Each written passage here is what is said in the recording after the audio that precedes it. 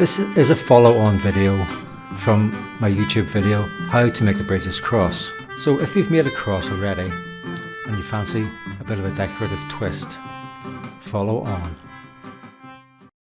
So we begin by folding an outside rod back on itself so that it lies beside the square at the centre of the cross.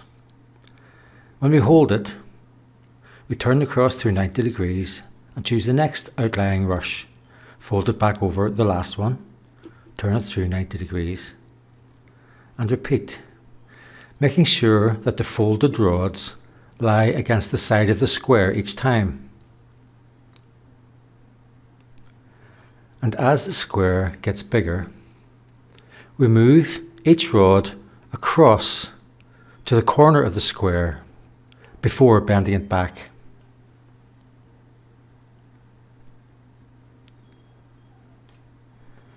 So we keep going until all the rods have been bent back.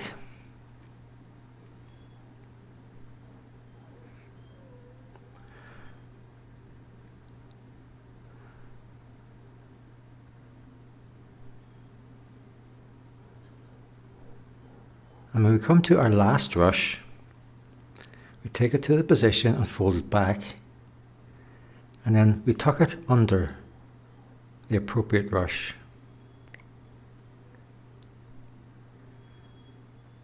We try to tighten the square as much as possible. And now the best bit. When we turn it over, we see that the cross has twisted and created a beautiful movement.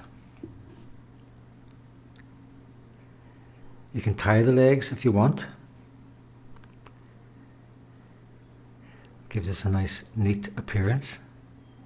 And there we have a Brigid cross with extra. You can also make with willow and finish as you will.